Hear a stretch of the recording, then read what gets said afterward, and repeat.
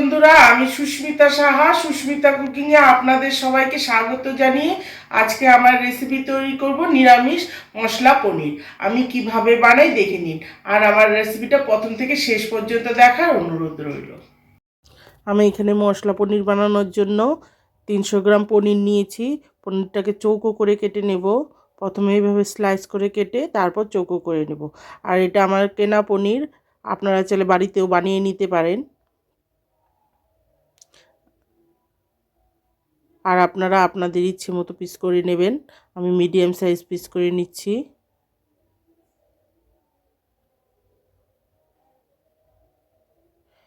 পনিরগুলো কেটে আমি একটা মশলা তৈরি করব। তার জন্য নিয়েছি 1 চামচ গোটা ধনে, 1 চামচ গোটা জিরে আর 3টে শুকনো লঙ্কা।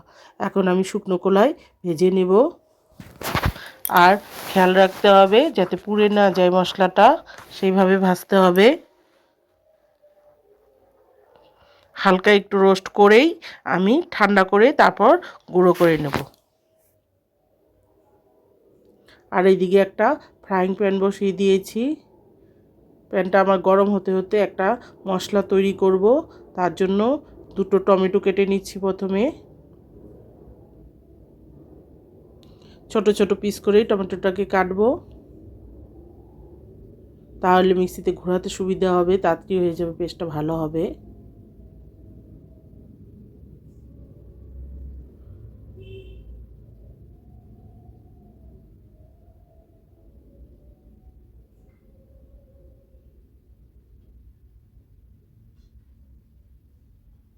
এখন মিক্সিং জারে উঠিয়ে নিচ্ছি।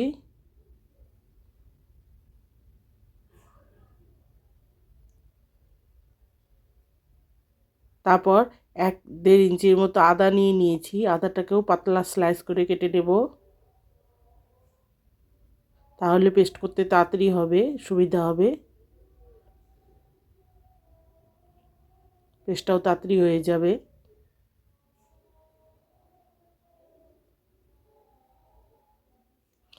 আদাটাকেও টমেটোর সঙ্গে দিয়ে দিচ্ছি। আর ঝালের জন্য দিচ্ছি 2টো কাঁচা লঙ্কা, আপনারা ঝালটা বুঝে দেবেন। তারপরে দিচ্ছি এখানে কয়েক পিস কাজু বাদাম, 8-10 পিস আছে, আর 1 চামচের মতো চারমগজ। অল্প জল দিয়ে আমি একটা মিহি পেস্ট তৈরি করে নেব। তারপর প্যানের মধ্যে তেল দিয়ে দিচ্ছি। প্যানটা গরম হয়ে গেলে পনিরগুলো এখন ভেজে নেব। তার আগে আমি একটু লবণ দিয়ে দিচ্ছি প্যানের মধ্যে। সাদা তেল দিয়েই করব রান্নাটা, সাদা তেলেই রান্নাটা ভালো হবে। এখন পনিরগুলোকে আমি ভেজে নেব। প্রথম তেলটা ভালো করে গরম করে তারপরে পনিরগুলো ভাজবেন, তাড়াতাড়ি হয়ে যাবে ভাজা। হাই টু মিডিয়ামে রেখে গ্যাসের ফ্লেমটা পনিরগুলোকে ভেজে নেব।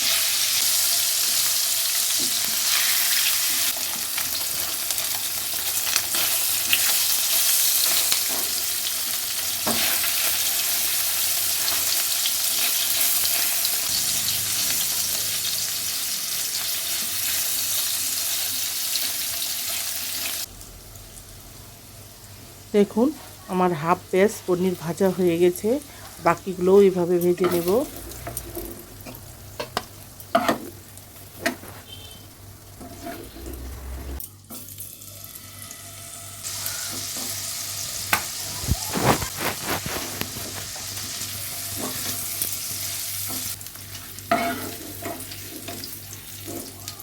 পনিরগুলো আমি ভেজে নিয়েছি। এখন আমি তেলের মধ্যে 2 চামচ ঘি দিয়ে দিচ্ছি। ঘিটা দিলে সেন্টটা ভালো হবে। আর দিচ্ছি গোটা গরম মশলা, 4টে এলাচ আর কয়েক পিস ছোটো করে দারচিনির টুকরো নিয়েছি।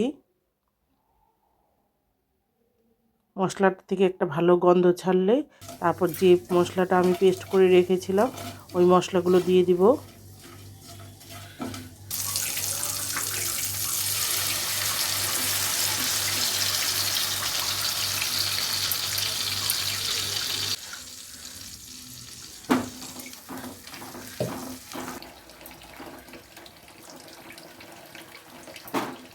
মশলাটা খুব ছিটকবে, কাজু বাদাম আছে, চারমগজ আছে, আর লেগেও যেতে পারে তাড়াতাড়ি। সেই জন্য গ্যাসের ফ্লেমটা কমিয়ে দিয়ে আমি একটু জল দিয়ে দিচ্ছি, তাহলে মশলাটা আস্তে আস্তে ভালো কষে যাবে। আর মাঝে মধ্যে একটু জল দিয়ে ভালো করে নাড়াচাড়া করে দেবেন, তাহলে লেগে যাবে না। আমি আর একটু জল দিয়ে দিচ্ছি, আর আমি ঢেকে ঢেকে মশলাটা কষাবো, আর মাঝে মধ্যে নাড়াচাড়া করে দেব, তাহলে ভালো মতো কষেও যাবে আর লেগেও যাবে না নিচে। কাজু বাদাম তাড়াতাড়ি লেগে যেতে পারে, সেই জন্য মশলাটা মাঝে মধ্যে নাড়াচাড়া করে দিতে হবে।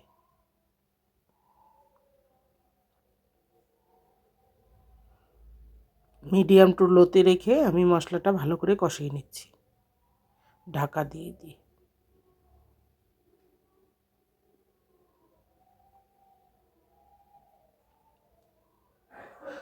মশলার যখন জলটা শুকিয়ে যাবে আর মশলাটা কালারটা চেঞ্জ হয়ে যাবে, তেল ছেড়ে দেবে, তখন আমি অন্য মশলা অ্যাড করব।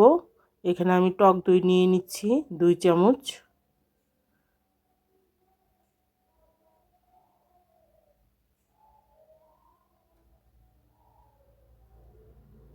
দিয়ে দিচ্ছি স্বাদ মতো চিনি আর স্বাদ মতো লবণ।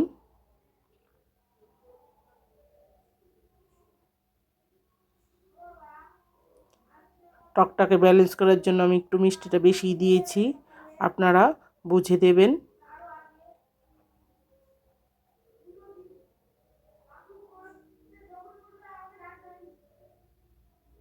এখন আমি ভালো করে মিশিয়ে নিচ্ছি টক দইটা, আর যেই মশলাটা করে রেখেছিলাম গুঁড়ো মশলা, সেটা দিয়ে দিচ্ছি 2 চামচ।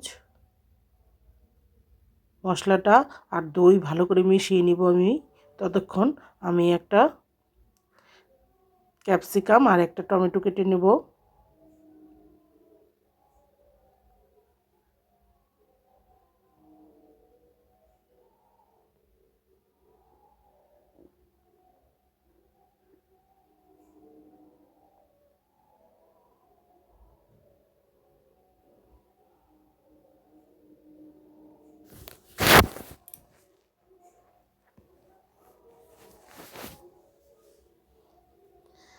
আমি ক্যাপসিকামটাকে এইভাবে তিকোনা করে কেটে নেব, তাহলে দেখতে ভালো লাগে, সেই জন্যে।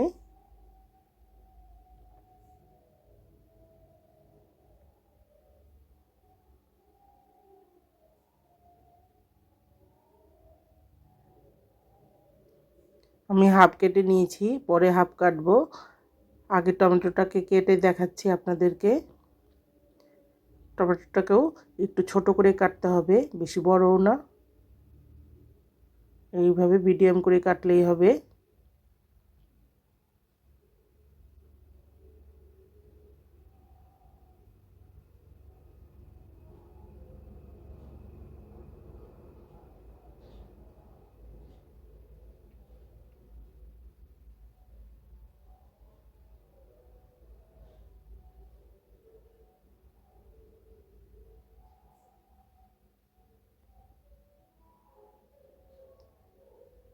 এদিকে আমার মশলাটাও কষে গিয়েছে, দেখুন তেল ছেড়ে দিয়েছে।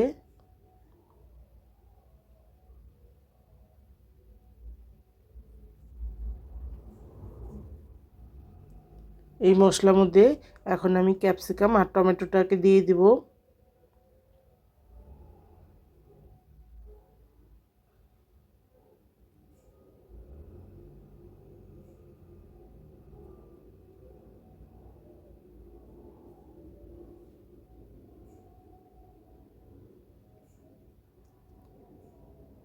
টমেটো আর ক্যাপসিকামটাও ভালো করে 1 মিনিটের মতো কষিয়ে নেব মশলার সঙ্গে।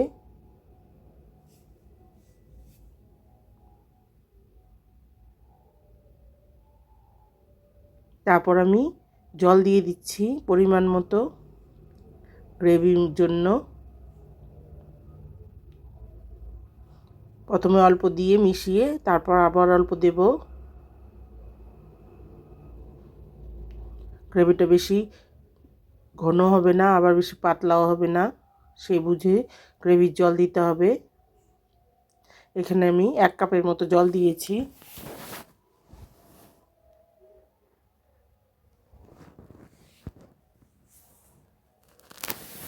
ভালো করে ফুটিয়ে নিয়ে তারপর পনিরগুলো দিয়ে দিচ্ছি।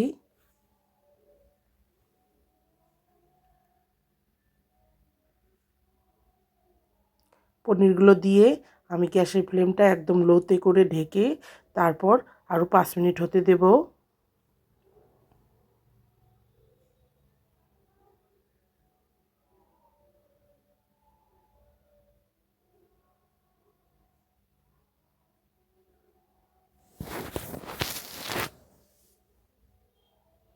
পাঁচ মিনিট পরে আমার গ্রেভিটা একটু ঘন হয়ে গেছে।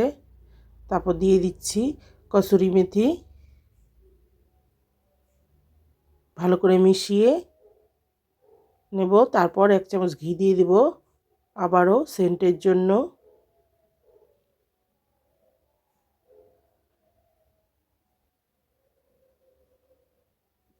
এই সময় আবার একটু ঘি দিলে পনিরের সেন্টটা আর খুব ভালো আসে। আপনারা চাইলে স্কিপ করতে পারেন, প্রথমে ঘি দিলে পরে নাও দিতে পারেন, আপনাদের ইচ্ছে সেটা, কিন্তু এই সময় দিলে একটু সেন্টটা খুব ভালো আসে। আর আমি এই সময় একটু লবণটা চেক করে নেব, যদি লবণ লাগে আমি আর একটু লবণ দেব। আমার একটু লবণ লাগবে, সেই জন্য একটু সামান্য লবণ দিয়ে দিচ্ছি। লবণটা দিয়ে আরও 1 মিনিট ফুটিয়ে তারপর আমি বন্ধ করে দিব গ্যাসটা। দেখুন রান্নাটা কত সুন্দর হয়েছে। আমার হয়ে গেছে, এখন গ্যাসটা বন্ধ করে দেব। তারপর রুটি, পরোটা, লুচি সব কিছুর সঙ্গেই আপনারা পরিবেশন করতে পারেন। ভাতের সঙ্গেও আবার ভালো লাগে খেতে। এইভাবে করে খাবেন আর আমাকে কমেন্টসে বলবেন যে খেতে কেমন হয়েছে। আর আমার রেসিপি যদি ভালো লাগে প্লিজ লাইক শেয়ার করবেন বন্ধুদের সঙ্গে, আর আমাকে উৎসাহিত করে নতুন রেসিপি পাওয়ার জন্য প্লিজ একটা সাবস্ক্রাইব করবেন আর পাশে থাকা বেল আইকনটি প্রেস করবেন। আমি যখনই কোনো নতুন রেসিপি দিব সবার প্রথমে আপনাদের সামনে পৌঁছে যাবে। আর ফেসবুক থেকে দেখলে আমার চ্যানেলটাকে ফলো করে রাখবেন। আবার কোনো নতুন রেসিপি নিয়ে হাজির হয়ে যাব। ধন্যবাদ, ভালো থাকবেন, সুস্থ থাকবেন।